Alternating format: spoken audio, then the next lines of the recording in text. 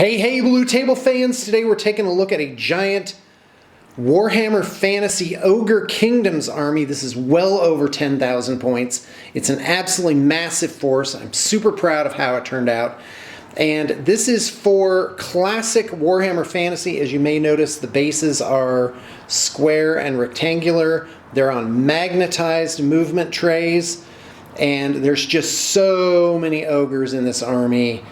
It's ridiculous. Look at these iron guts. Don't those look impressive, all ranked up? By the way, I'm using a manual camera, manually focusing, so I may be just a little bit jittery. I'm shooting this from about 2 feet away and zooming in. That's how you get the best pictures out of this thing.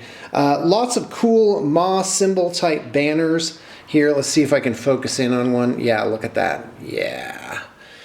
And just so many ogres. Lots of little tiny conversions here and there. Let me give you an example. On these Stonehorns and Thunder Tusks, this guy has a skeleton from the Giant kit.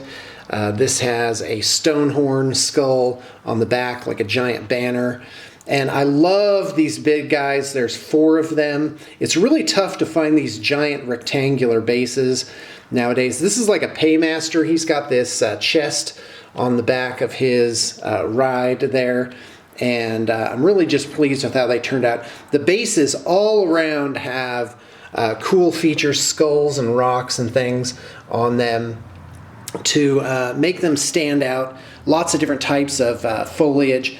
Iron blasters, there's 3 of them, each with unique saber tusk hide patterns on them, which is really cool. Yetis, Mournfangs, Hunters. This is a hunter from the Warhammer Underworlds set, so I'm very pleased with how that looks.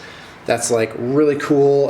Gorgers. This is, again, another Warhammer Underworlds figure right here. Whoops, can't quite see him. Really cool. Oh my gosh. These are, here, let's jump over here.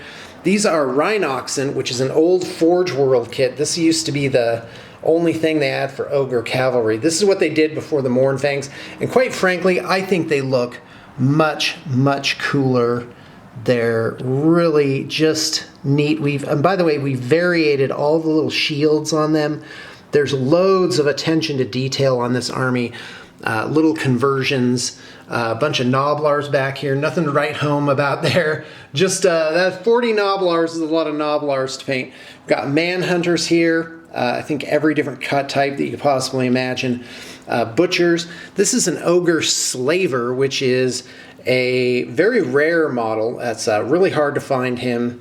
And here we've got a limited edition Tyrant. I'm not sure where that guy comes from. This is Golgfog, and he's a cool figure. He has like this shark jaw on him. Some fire bellies. There's 2 of them in the army. Very pleased with how those turned out. And here's a Greasus Goldtooth.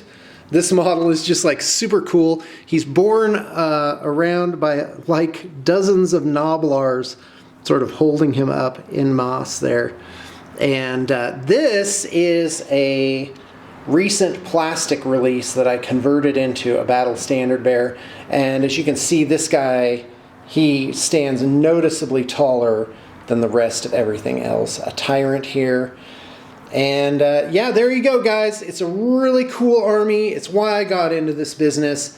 And we're reliable and can produce giant armies on demand. Very pleased with how this turned out.